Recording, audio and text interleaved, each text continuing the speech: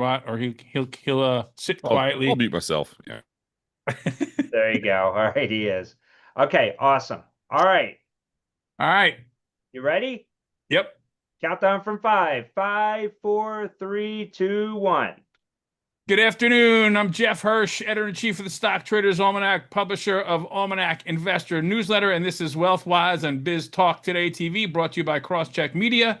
We are live on YouTube and X Spaces. So hello to everyone out there in live land. For my latest picks and market analysis, go to stocktradersalmanac.com. Click on the login in the upper right. There'll be a link to a free trial.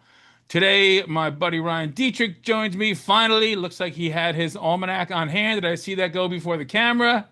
But first, here's a quick rundown of what's on my radar.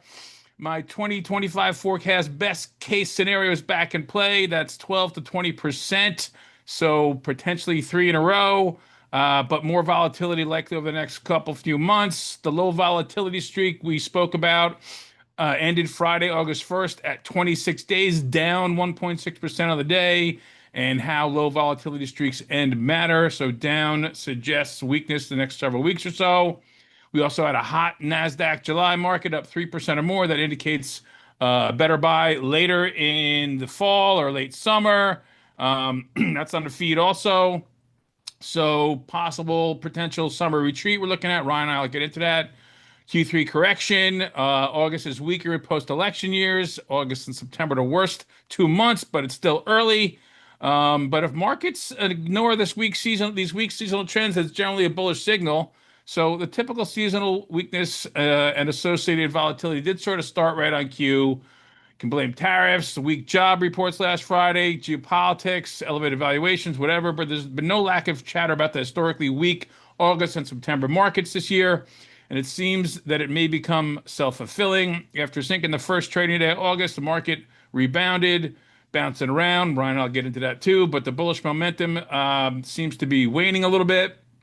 But based on these August seasonal patterns, more volatility is likely the path of least resistance.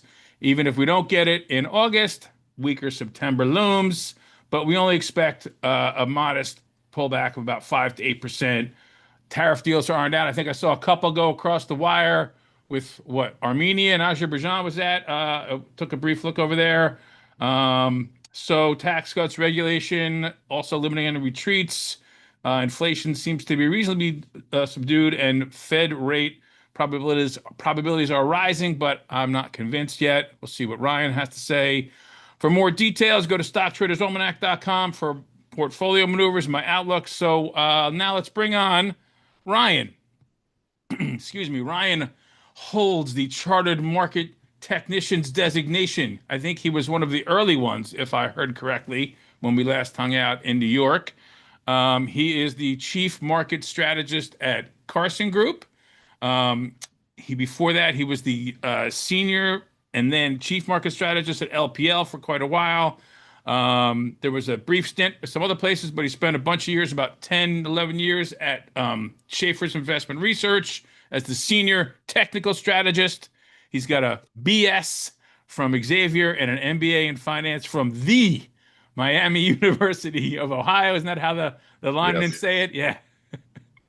So, man, Ryan Savoir-Faire, he's basically everywhere. His calls or research have been killing it. He's all over financial media, and he's been co-hosting his top investing podcast, Facts versus Feelings, with his partner over there at Carson.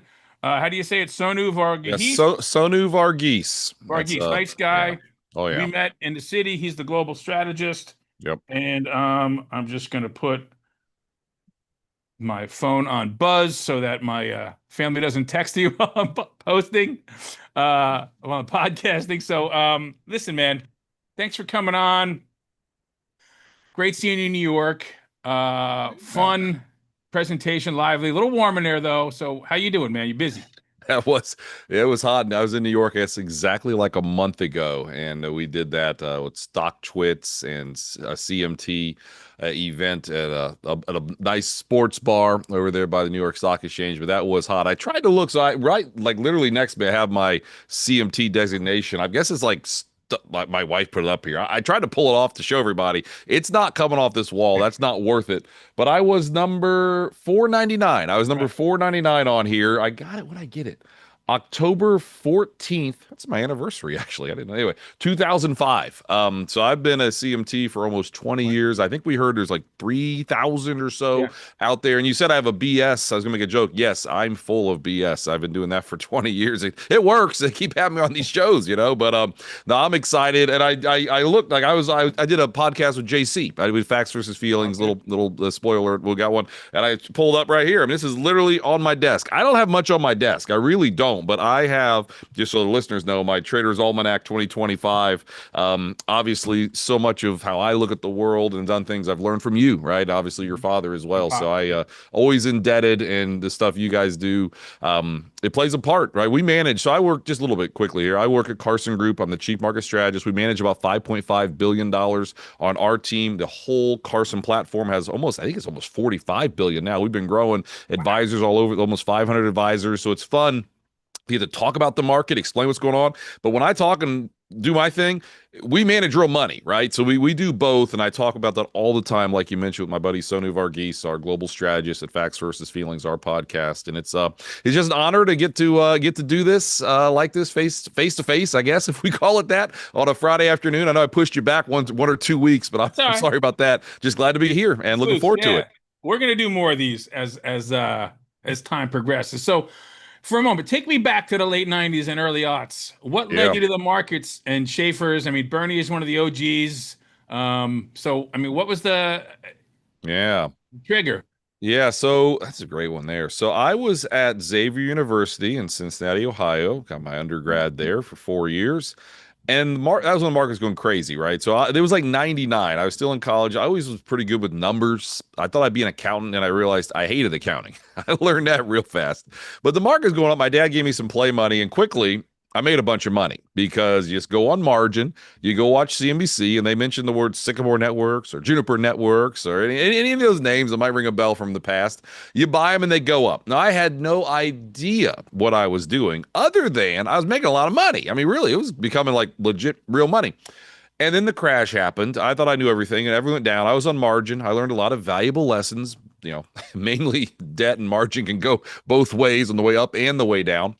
But then when someone explained to me fairly quickly, there's a lot of people that made a lot of money when stocks went down. I was like, a light bulb went off. I was like, oh my God, that's amazing. Like, people made money on the way down. I was brand new.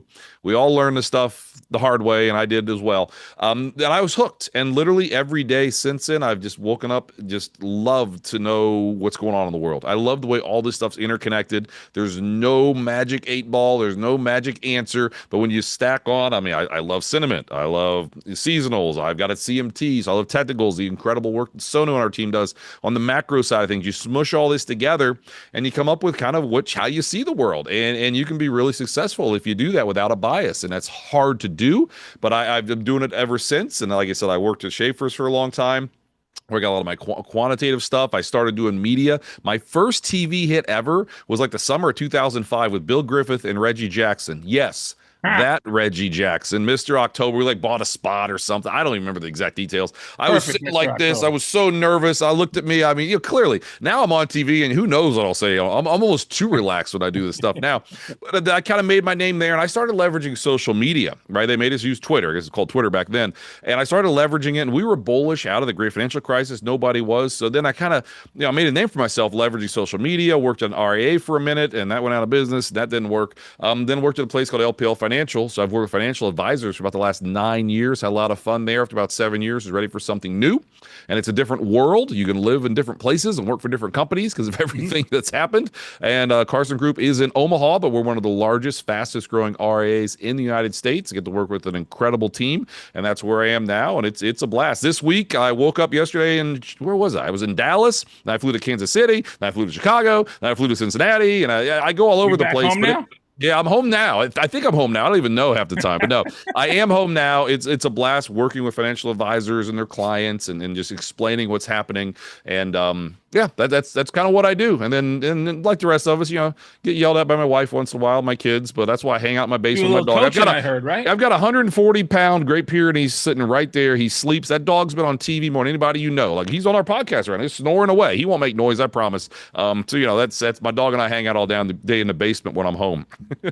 Spend some time on coaching box, I understand, right? Oh yeah, with my boys. So my boys, got a daughter who's going to be a senior. So she knows everything. I don't see her too often anymore. She's very smart. I'm very stupid if you ask her. But my two boys got an incoming freshman, incoming seventh grader. So they're kind of graduating out of dad coaching, because once you get to a certain age, that does have to happen. But both of them play football and basketball. Obviously, right now football is, it's football season now, but we like our basketball too. So I've definitely coached a lot over the years, and I just love the markets, and I love watching my kids play sports. I'm kind of boring. I don't know. That's what I do. It was it was wrestling and lacrosse for me. There you go. I got aged out too. So, yep. What happened at Schaefer's? You how did you get there? What you were there for like 10, 11 years, right? Yeah, I think 10 and a half years. So I had when I graduated from Xavier, I just did a job in the industry. Like, I was at like a transfer agent, just, the person on the phone, you'd call them and say, hey, sell this mutual fund. I just needed the first job. I needed my licenses. Did that for about a year. And I knew that wasn't the ultimate goal for what I wanted to do. Still didn't quite know what I wanted to do. But then I got my MBA up at Miami University in Oxford. It was a full-time deal for you go for I think it was 11 months or 13 months, one or the other. And you got an MBA. So I did that. And then it just fate aligned. There is a lot of luck in this sometimes. Schaefer's had an opportunity for some kind of entry level trader positions, and I started and did grunt work for a couple of years, and some people leave, and I always was a decent enough public speaker, I guess, or at least I thought I was. I was just maybe blindly confident, even though I shouldn't have been. And they said, hey, you want to go on TV? And I'm like, well, I don't know. Do I? Like, yeah, you need to, because you're the only person kind of left standing. So I said, okay. So I did it, and that's where I just kind of started learning how to take quantitative data, but also tell stories, right? I mean, if a lot of people have seen me, probably listen to my podcast. I mean, we have fun. We keep it lively. Yeah, there's information here, but nobody listens to our stuff if it's boring, because everybody out there is doing stuff. So I kind of learned how to combine those two things. And then, after 9-10 years of selling research, I just wanted to do something a little bit different. I learned things. I wanted to work more with clients. I wanted to work more with people. That's why I kind of went down the RIA route that I did after that. So what happened in those couple of years? There was a couple of years between Schaefer's and LPL. Yeah, there was. So I worked. Yeah, so when I left Schaefer's, I went to an RIA here in Cincinnati, where I was at the time. Cincinnati, still back here now. I was there. I think it was this is just, again, how people see me or see you, and they think, oh, that was easy. No, this was not easy. I looked for a job for a while, and then I found one in RIA. And I was there, I think, 90 days. And then they said, hey, Huntington's coming to town. They're owned by Huntington Bank. Huntington, I didn't know what this even meant. I was still a new guy. Well, Huntington absorbed the money at our RIA and put it in Huntington Trust, because I was a new guy. I was out of a job. So I left one job. I got another. I looked for 6 or 7 months around there. And like anyone, when you lose your job, you reach out to everybody because that's what you do. And I met an LPL advisor, a guy named Jamie Cox. He's on CNBC, great guy, at Howard Lindson's big shindig out there in Coronado Island, probably 2024. And I met Jamie out there, and he's like, okay, you need to talk to Bert White. He's the CIO at LPL Financial. 2014. Yeah, it's 2014. Yeah. Is when I met Jamie, and I got this other job in 2015, and that job crashed and burned pretty quickly. So I reached back out to Jamie, and he connected me with a guy named Bert White on July 4th. I guess it would have been right around July 4th of 2015. And I flew to Boston, started talking to LPL Financial. People who know, that's a very, very large broker dealer, working with financial advisors as, again, the market strat. I guess I was hired there as the senior market strategist, but eventually was promoted to chief market strategist by the time I'd left. And I met with Bert, and after a 6-month interview, very thorough, I flew all over the country, met with 30 people. He offered me right around Christmas time of 2015. Now, I will say this much. There were other positions, other jobs that I wanted maybe, I should rephrase that I could have taken, but I really wanted that one. So it was very, very stressful not having income. Had a little bit of savings, a little bit of severance, but that goes in a hurry. My wife was a social worker, so it's not like she made a ton of money. But that's the job I wanted, so we just kind of took a chance and hoped it would all work out. Hope's not a strategy, as we talk about when it comes to managing money, but I said, well, let's give this a shot. And it did all work out. Now, in the meantime, I also was doing consulting work with Chris Kimball. I know you know Chris Kimball, Yeah. Kimball Charting. He's Kimball awesome. Charting. So I was doing a lot of stuff with Chris. We're still best buddies. He had his birthday yesterday, so happy birthday to Chris. He's done a lot of cool Good guy. stuff in his career. So anyway, so then I did the thing with LPL, and I had a blast. But after I talk about the 7-year itch. After about 6 years, I kind of hit it. I just was ready something new. So it was you got bored.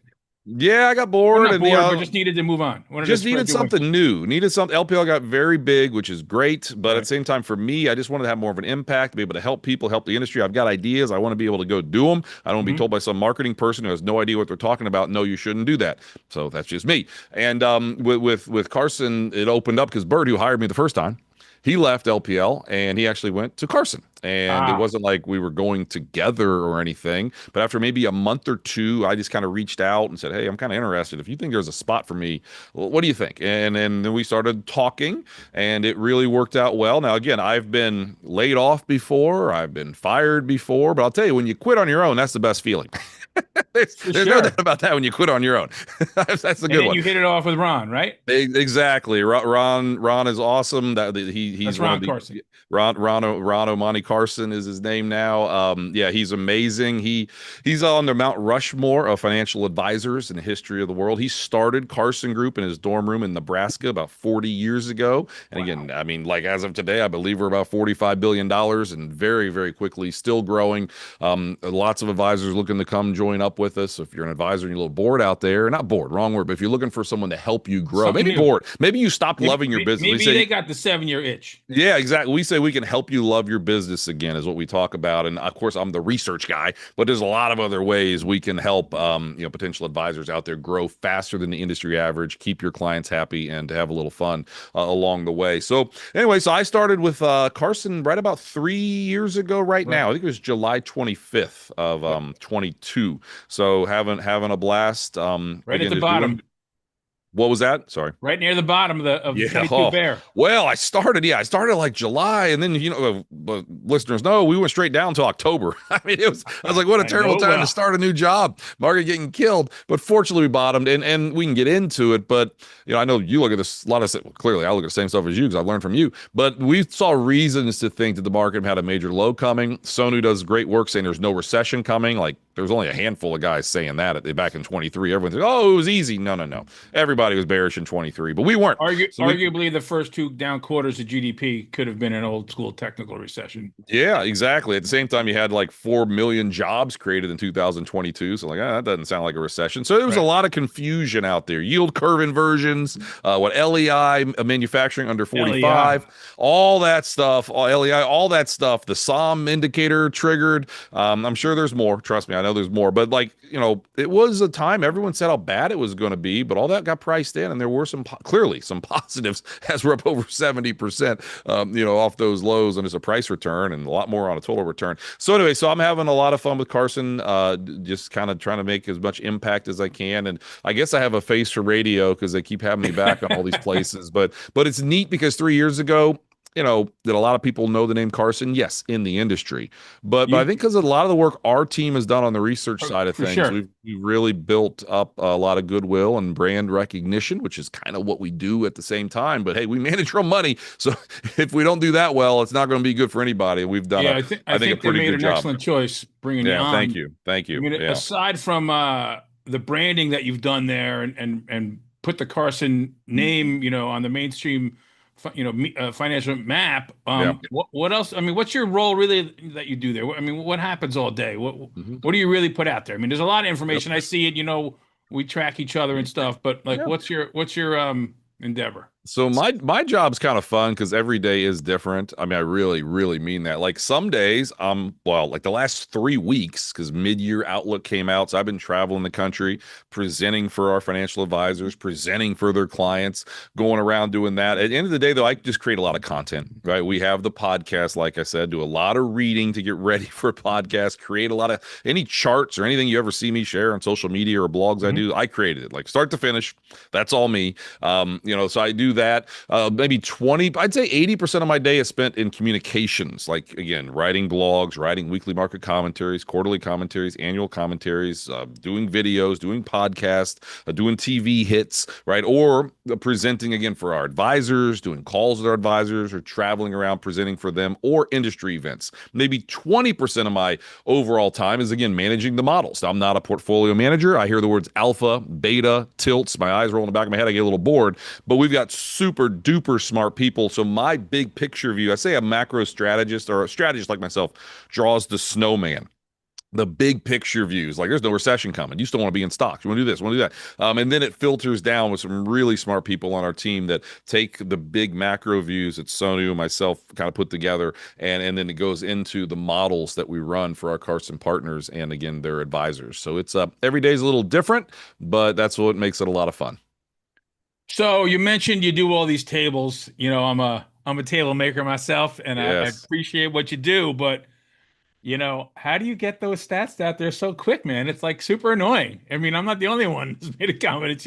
There's so much stuff coming out of you. How do you do it? I don't know. That's a good question. I think it's like I've just always had a knack for this. So obviously I saved the stuff I did before. So a lot like I just saw what was it? Today. So we're doing this. This is live. So I guess it's not So this is live on the 8th of August.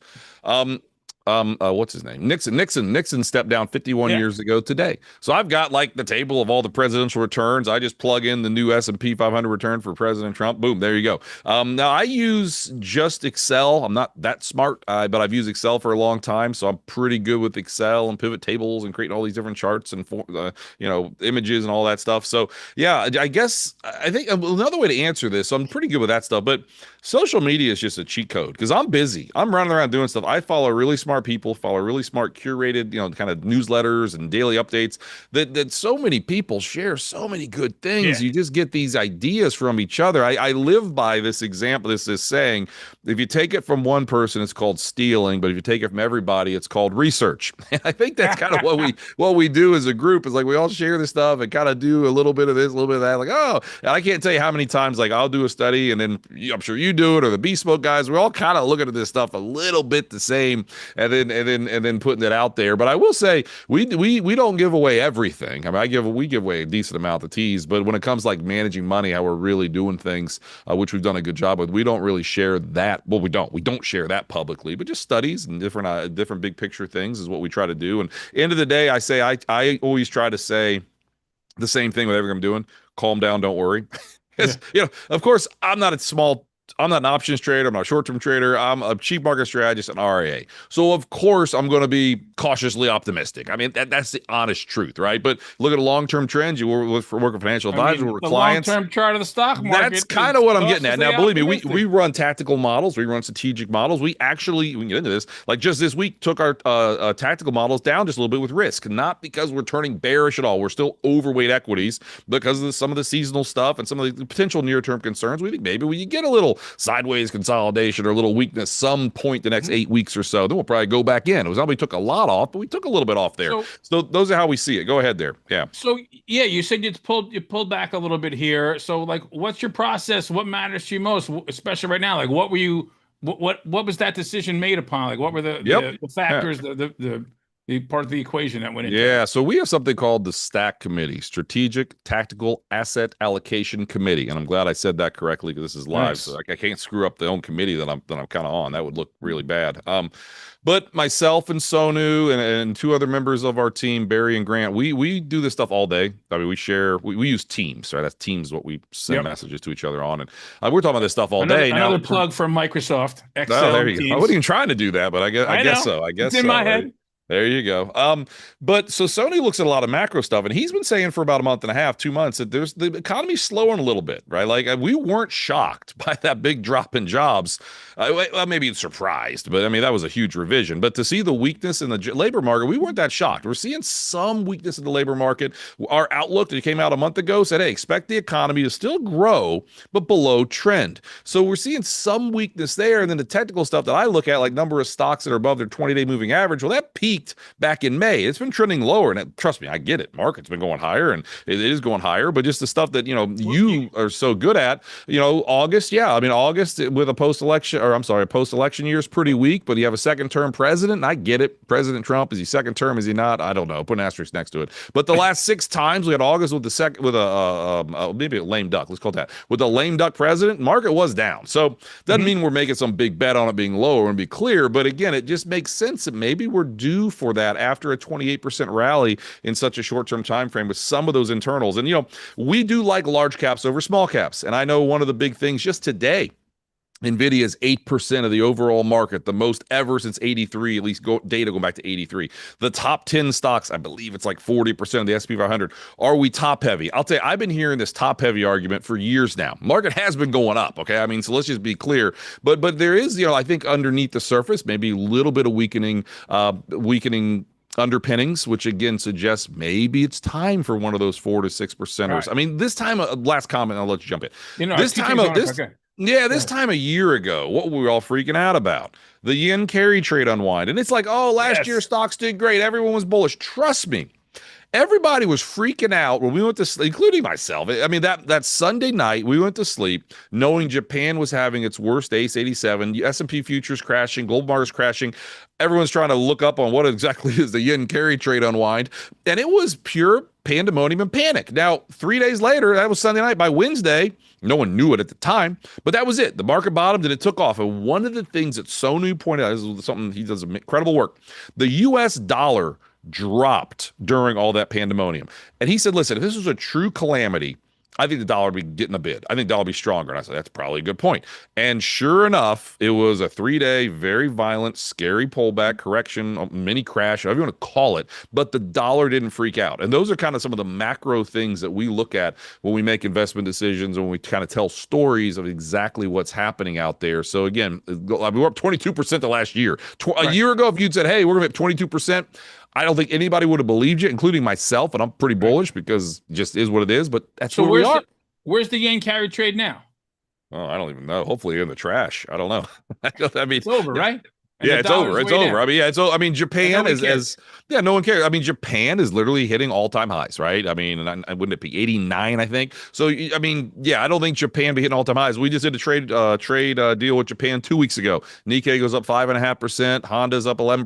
Toyota's up, I think, 14. I might have those two reversed. But nonetheless, there's no worry. And the other thing is the credit markets. I mean, I think the credit markets were very calm last August, even though the market was freaking out. Even in April, I was shocked in April when we had the 10% drop in 2 days on the S&P 500. High yield bonds hung in there. I'm not saying they went down. The low was a year ago today, wasn't it? Exactly. So it's like all these there are these little clues that tell you, we're always due for a 5 or 6% correction just because it happens. It happens 4 times a year. Okay, it just happens. But how does the market react? One more, then you can jump in. Like Lou Holtz, I love this quote. Been using it a lot lately, but I love this quote by Lou Holtz.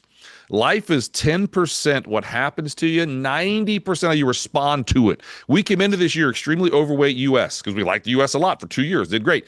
But actually in like March, we started going more into developed international because we saw some of the fiscal policy, some of the things taking place in Europe. And Sonu said maybe there's going to be a little bit more growth out of Europe relative to the U.S., what was being priced in. That is why Europe's up 20% and we're up about half that. Although we think U.S. might play catch up, but we're much more diversified in the money we run, having a lot of European exposure versus the last 2 years, and we were just very U.S. heavy because, hey, that was where the growth was coming from. All right, let's get back to that in a second. But you said 2 things earlier I want to touch on. You mentioned the 20-day, and you were talking about stocks being above, a number of stocks being above the 20-day. Yeah, S&P 500. Yeah. But the S&P, one of the posts you put out or one of the research pieces was how many days the S&P was above the 20-day. Where are we at now? Did we come back through that with the little correction or not yet? Yeah, we're back above it. I think we were 68 days. I think we went 68 days above Friday the 20-day. went through? Yeah, exactly. That last Friday clearly broke, and now we're back above it now because we did rally this week. But that was the longest streak since 1997 that we were above that. Now, the good news, I don't have the numbers off the top of my head, but the reality is looking at previous streaks above 60 days, when you finally break them and you finally close beneath that 20-day, you tend to have pretty strong performance going out 6 months to a year later. So again, Really? that's stuff that still think we're in a bull market, which is good, but the near term can be choppy, can be frustrating. Sound familiar? Kind of that time frame, kind of Right. where we are from a seasonal point of view, but also with some of the economic stuff. And I'll tell you, the one big worry, I'm going to change gears for a second here. Hopefully I can use the F word. This is my F word joke, by the way. The Fed.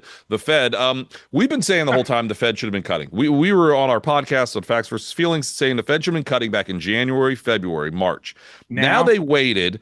And now they're in this hard spot. And I get it. Powell and Trump don't like each other. I hope I'm not saying anything that shocks anybody by saying this. I'm not saying he's holding out just because of Trump, but it's probably not helping, right? But I think it's like they have to cut now when we saw that jobs number we saw. So again, that's one of our potential worries, is that the Fed is stubborn. And we think that if they were following the data, they would have seen the whole time inflation is not really an issue. There are some goods prices going up, but rents and shelter is kind of offsetting that. And the reality is they kind of missed their time to cut earlier this year, but they really still should cut. It's interesting. Last comment. Last September, we got a rate cut, and it was 50 basis points, right? They could have cut the time before. We said they should have. Rates went up after that. Exactly. And everybody and their mother said, except us, I'm sure you too, said, oh my goodness, the last, I think it's 4 times they cut 50 for the first cut, like bad stuff happened, like 100-year pandemics, great financial crisis. I mean, and it, sure enough, is like, no, that wasn't the case. We pushed back against that. Doing it before the election was not received well also. Yeah, well, and that's true. And you think it's political or not. Maybe that's why they held off one more time. Then they really had to do a 50 by September. Because again, things were slowing down a little bit. And our base case is with inflation where it is, with wages where they are, you don't need short-term interest rates of 4.5%. We just don't think you do. It's do you choking think off their inflation target is out of whack? Is 2% realistic? I don't even, they say that's the unwritten rule. I know if you look at, yeah, exactly. I mean, like Wisdom Tree does great work on this. Shout out to Jeremy over there. Yep. You take out shelter. I mean, CPI has been running, sub 2% the whole time. And I'm not minimizing it. Yeah, go ahead. The long-term research I did into CPI was the average was about 3.1, 3.2%. Yep. Yeah. So what are they all worried about? Exactly. Now, if we're in a world of zero ZERP, I guess what we call it, right? 0% interest rates. Well, yeah, inflation should be much less, but we're kind of getting almost back to normal, right? And what are the 4 most dangerous words? This time is different. Sir John Templeton. I don't think it's that different. I mean, we've got wage growth, 3.5%. I don't think you need interest rates kind of where they are. And that's our base case. And again, we like stocks over bonds. Yes. But for the first time in the 3 years I've been here, we added some treasuries to the money that we run earlier this year. And again, it's all relative kind of. Yeah, but we thought long-term ones. Longer term treasuries, because we thought, again, rates might go a little lower potentially, or if bad stuff happens, it'll help you. Because again, 22 was terrible for investors or financial advisors because stock market's down 20%. Well, bonds had their worst year since George Washington was president. That's according to our friends over at Ned Davis Research. I have no idea how they know that, but it's what they said. But the truth, again, is when April happened, it wasn't fun, clearly, but bonds did pretty darn well, right? So hopefully bonds are starting to zig when stocks zag like they usually have done, and that's another reason bonds help you sleep at night, in our opinion. I like the shorter term ones. That's, we had some long terms in our model portfolios, but we sort of weighted more heavily. Oh, they were crushed. I mean, they've been crushed. I get it. I mean, they've been crushed. SGOV is the one I held during the worst 6 months. But one last thing, not one last thing. One of the things you mentioned a while ago, I wanted to touch on. I'm hearing some people talk about small caps getting a bid. I'm not sensing you're keen on small caps by your earlier comment. That is accurate. That is true. We're overweight large relative to small. Now we own small. I mean, trust me, we own small, we own mid, we own them all in our portfolios we run. Right. But it's all about the tilts. And again, the base case that we continue to have is, we think the Fed should cut, but we think they're being stubborn. So that might actually hurt smalls a little bit. And where's still the growth coming from? I mean, it truly is your large cap names and areas like that. So yeah, we're overweight large relative to small. And that's how we see it. Now, we like the cyclical areas, like them for a while, industrials, financials. Obviously, if you like large cap, you got to like tech and communication services. So those are the areas that we're at least even weight, but mainly overweight in those areas, as we still think they're going to kind of lead. And again, we just did a the thing with JC Pretz a little bit ago, and he pointed out, which I thought was great, Deutsche Bank's up 100% this year, right? Like European banks are up like 40% this year. It's hard to think that we've got this global catastrophe coming. Like everybody keeps telling, all these economists keep telling us how bad everything is every time you look, but you've got the market telling you something wildly different. Obviously, financials, U.S. we still like, and those are still positive. And the last thing on this is fascinating. I haven't totally wrapped my head around it. But, historically, industrials have the highest R squared. So they're supposed to trade like the market, right? They're supposed to trade like industrials are like doubling the S&P 500 this year. That's pretty rare, but it's hard for us to think that industrials leading by a wide margin is a bad thing. I think that's the leadership you want to see. I think that's the build out of the data centers and the tech boom. The industrials are finally getting a bit on that, even though the Dow's not doing as well.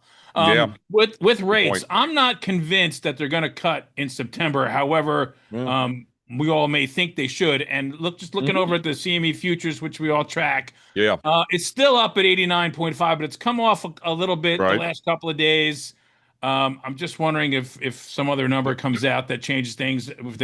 If they revise the jobs numbers with the way the president would like, that might not be as conducive to a cut. So you had your mid-year outlook come out a little while ago, about a month ago, 4 weeks ago. You came into 25 bullish. You expected some of the rocky waves that you've talked about, kind of like the first quarter post-election years that we know from the Almanac. You never wavered. But what kept you from wavering? How did you navigate that April tariff tumble?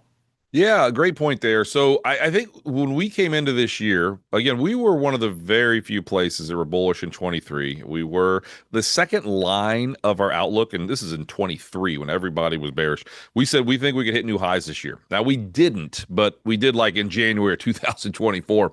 I'm still optimistic. And in early 25, I started looking around, and literally there were like bears who used to kind of make fun of us back in 23 for being bullish. All of a sudden, they're bullish. So I said, okay, it might be time to shake that tree. And exactly what you just said. If you look at 16 quarters of a presidential cycle, the first quarter of a post-election year is usually pretty bad. It's not about red. It's not about blue. It's about green is what we like to say. That's just because the market rallies after an election because the uncertainty's over. And then you get some trouble. Oh, the first quarter after a 20% gain is usually not that great. The first quarter the last 20 years is by far the worst quarter.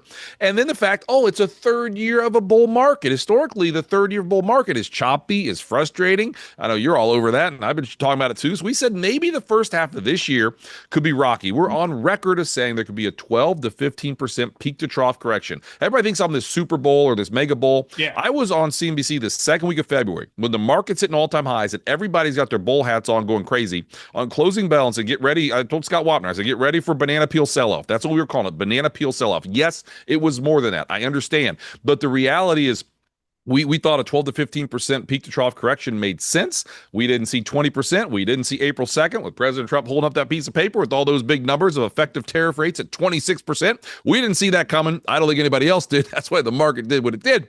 But we were anticipating, again, some weakness and some choppiness and some frustration. And I guess one really good thing is that sell-off happened so darn fast. You didn't have a lot of time to react to it. I mean, I'll be honest there too. It happened so darn fast. But again, that's how we saw it in the economic data. Even like, again, high yields. I've done this a while. If the credit markets are still working, I think things are okay. High yield bonds did not get crushed during that 2-day sell-off of Liberation Day. And that, to me, was the one big key that things were okay. Also, U.S. dollar. What did it do? It went down. U.S. dollar, if it's a catastrophe to us, the dollar will get a bid. And I get all the frustration with the dollar and all of, clean a shirt, dirty laundry, all that stuff. But those are little clues that it's probably going to be a short-term pullback. And boy, it sure was. I mean, don't get me wrong there. But that's what we expected. And again, plans are useless, but planning is everything. President Eisenhower. So we were planning for potentially a rocky first half, and well, it happened, so it helped. But trust me, when you're down 10.5% in 2 days, I don't care who you are, you're still a little uncomfortable when you own a lot, when you manage money and people are freaking out. Yeah, I mean, there's a couple of good indicators you pointed out there.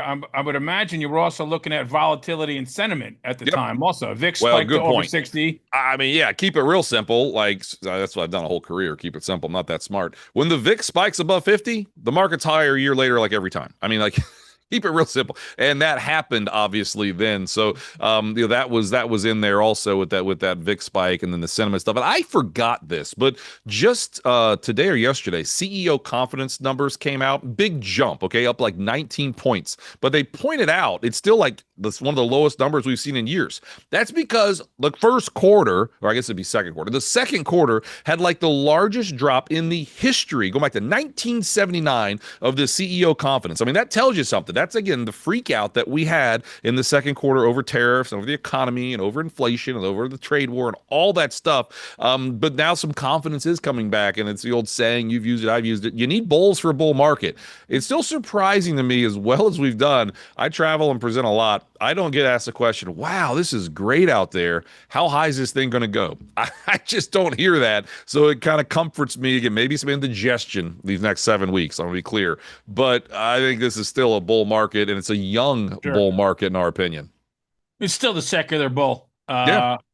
I mean, let's just there's a bunch of other stuff I want to get to, but since you brought it up, what's your thoughts on next year? Any looking ahead? I mean, midterm election year. Yeah. Perhaps I think some of the tariff impact will start to trickle through in 26. Maybe we got ourselves a little garden variety cyclical bear, maybe a little recession. What's Sonu? What's your team saying about next year? Any guys I mean, we're kicking it around. I mean, the reality is, some of the stuff you just said, I think I'm a little more worried. I mean, we've said at the start of this year, I think this year's gonna be pretty good, but in 26, you get that mid-year, which usually mid-years aren't that great, and you got this tariff uncertainty still. Will we have a recession or not? I don't know. We'll get there closer, but the economy is slowing. Maybe you can say if the Fed is stubborn and doesn't cut, maybe that could potentially put us into recession in our opinion. But the reality is, with our portfolios, we've owned some gold for a while. We do have some treasuries. We have some managed futures in there. It's not like we're just all stocks all the time by any means. I know people listen to us and think that,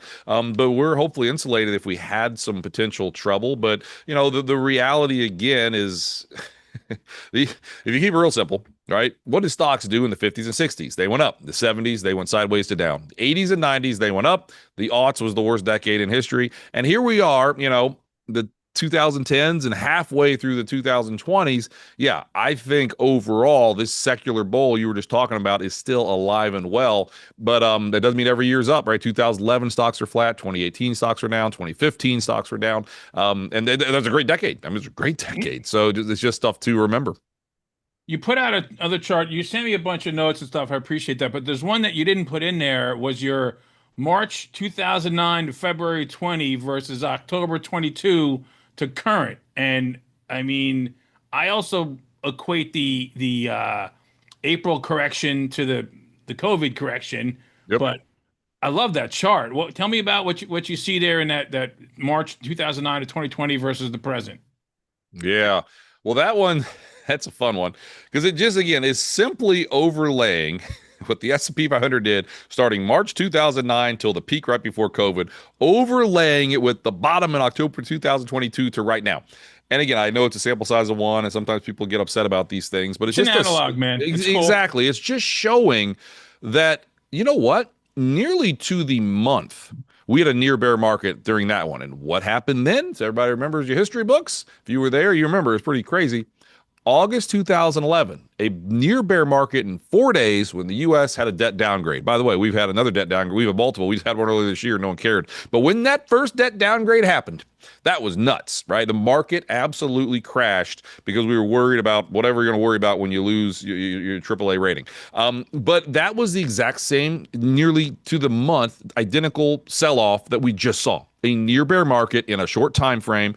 April of this year, August of 2011, but then the market bottomed, then the market rallied. As we all know, it rallied a lot longer, for several more years, clearly. But I think it's just important, history doesn't repeat itself. It often rhymes. I mean, you've made a career, and I've kind of as well looking at history to talk about where we might be going. That analog there is fascinating. And again, no, we don't just blindly invest on that, but it shows that you need that. One of the things we did talk about in our mid-year outlook, these near bear markets, right? I think it was 76 had a near bear market, right? 2011 had a near bear market. 2018 had a near bear market. Obviously, we just had another near bear market. I think there's one more in there I might be forgetting. But the reality is we've had these 19 percenters or so, like we just did. They kind of clip 20 intraday, get everybody all bared up. And if the world's not ending, if things are okay, like we are, then sure enough, a year later, up every single time, up over 30% on average. Now, trust me, we're up like 27 or 28 off those lows. So maybe that doesn't sound that great. That's right? a year later. That's a year later. But the reality is, hey, this is still a lot of positives and negatives out there in our view. So 2011, you mentioned Ned Davis research before, Yep. which we, definitely tip our hat to and known those guys for years. I actually met Ed for dinner down in Florida when I was down there in Sarasota Awesome. back last December. It was fun. But we have the Ned Davis research rules for the bull and bear markets, and that makes the October 2011 a bear because of the time and the Dow being down 13% over 145 calendar days, if memory serves. And shout out to Ritholtz and Josh. He was having a conference in October. Okay. And I remember Aaron Task was moderating a panel, and he just did a little survey, show of hands, who's bullish? And I'm in the back. A hand goes up, look around. It was like maybe another Pretty one lonely. or two, but that's it. So, a little contrary thinking right there. But well, I will just chime in here. I think that's a great point about bull and bear markets. And listen, we all say them like, oh, we know it's a bull or a bear. If you were around in 2011, that felt like a bear market. If you were there December of 2018 when the Fed didn't cut, the market dropped 20% really fast. It didn't technically go down 20. That felt like a bear. Trust me, this past April, oh my goodness, it sure felt like a bear. And then you look around like tech stocks and small caps. I get it. Like we have to have a definition somewhere, but it just shocks me when you think back. 2018 near bear market, obviously had a vicious bear market in 2020 when we shut the economy down 34%, another 25% bear market 2022, and then we just had another near bear market just earlier this year. I mean, you made a ton of money the last 7 years if you invested, but there have been so many people that have been shaken out and scared, and rightfully so to a degree, with the volatility we've seen. But again, we say volatility is the toll you got to, what's that? How do you keep people in how do you keep people from getting scared? Great. That's what I was about to say, kind of go there. Volatility is the toll you have to pay to invest, is what we say. Just knowing history, and this is actually our friends Ned Davis helped us with this. Your average year sees 4 different 5% corrections. On average, you see a 10% correction once a year. The peak to trough corrections, 1980s, 14.2%. You get a bear market, by definition, down 20% every 3.5 years. I think it's just really important to stress, because again, I work with longer term investors. We're not real short term traders or anything, but just to point out the fact that, listen, we've had a heck of a run. One of these years is going to have a bad day, and every year has scary headlines. Again, the yen carry trade right now, it's almost like when I get in front of client, I was in front of 100 people. Where was I? I was St. Joe, Missouri, 2 days ago, 100 people. Does anybody remember the yen carry trade unwind? I mean, 100 people in the room, not a person remembered it. Okay. And like that was pretty scary for 3 days. And I think it's just, I try to remind investors, there's always some worry, there's always some volatility, but for longer term investors, stick with it. Yeah, stick with it. What's that line about failing to remember the past? I'm not sure. I don't know. Santiana. Okay. Yeah. Yeah. But yeah, well, I've got a podcast called Facts versus Feelings, because we know feelings matter, but facts are pretty important as well. Yeah. So, got about a few minutes left. I mean, we could go on forever. I'm definitely going to have you back on. But yeah, we could. I'm looking. We've gone for almost an hour. It's like, this feels like we just started. I know. Yeah, I haven't even said anything yet.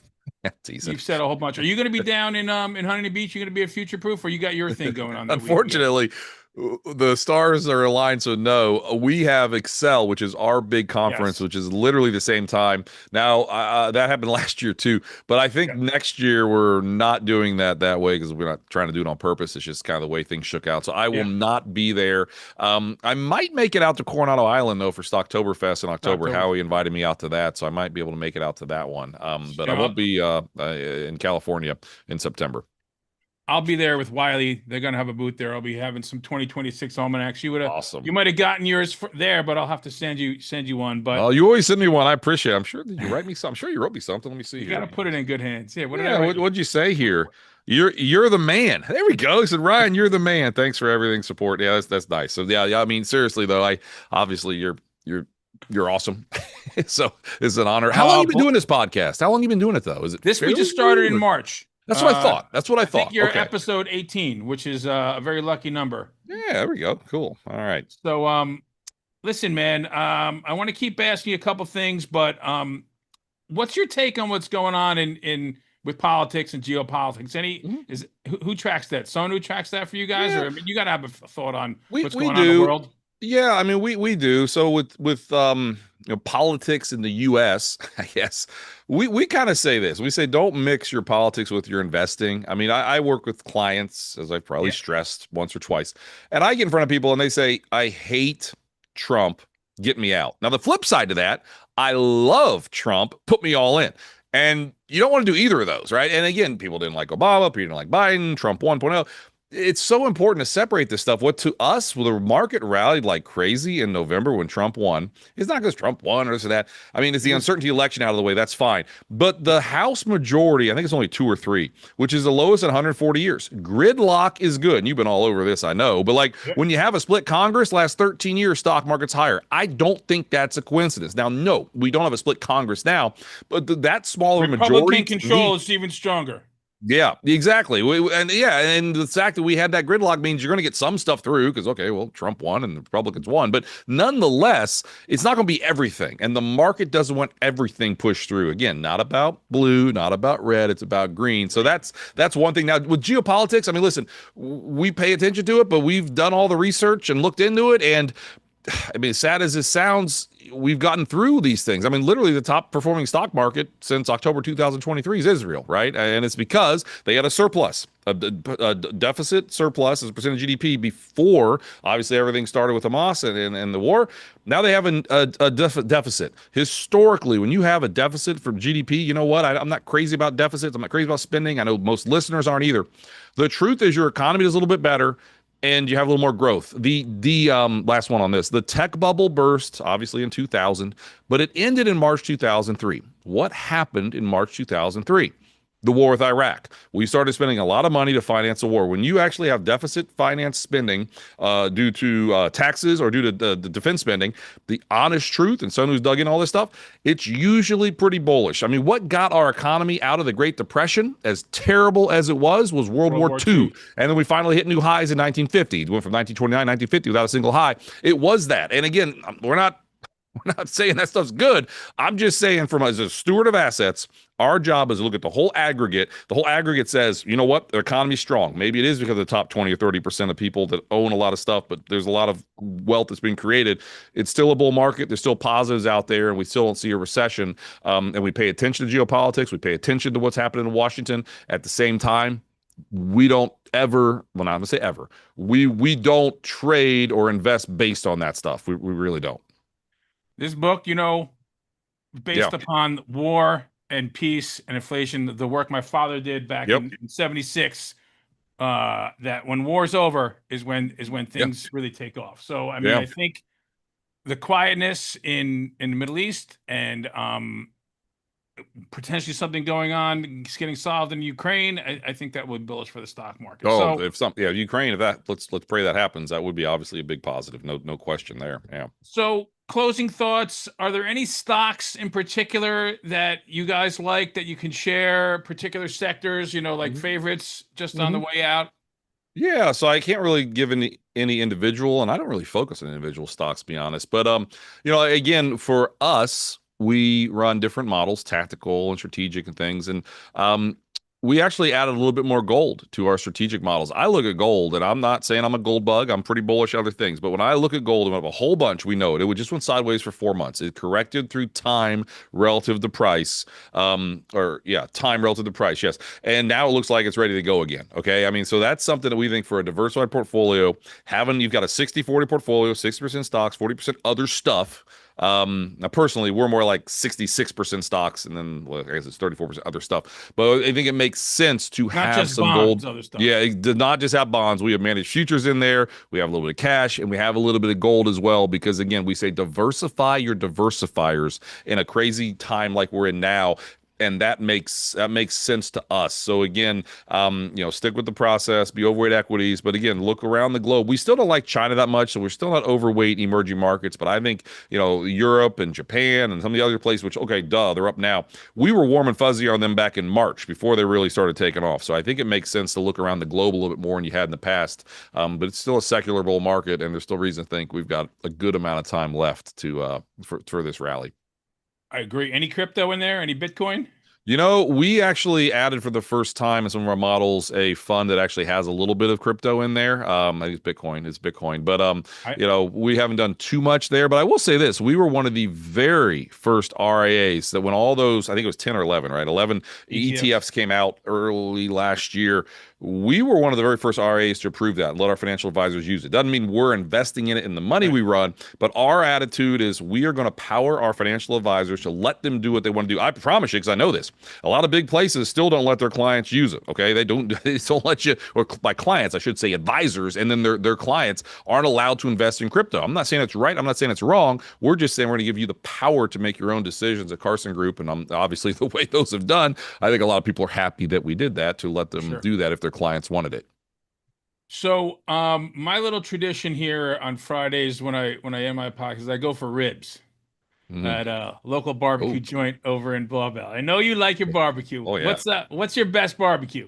Literally, I thought we were going to do a shot or something. It's Friday. I don't have any alcohol. You should have told me. I got shots upstairs. We're going to do a shot or something. I've been traveling all week. I could use a shot. I'll tell you what. Anyway, I was just in Stephenville, Texas 2 days ago or 3 days ago. It's all a blur. Sometime this week. All right. Hard 8 Barbecue. If you're in Texas, Dallas, it's a chain. Well, not a chain. Probably wrong word. I hate to use the word chain. There's like 6 or 7 of them. Right. But Hard 8 Barbecue in Stephenville, Texas is 2.5 hours. I guess that's what is that? Southwest or 2 hours southwest of Dallas.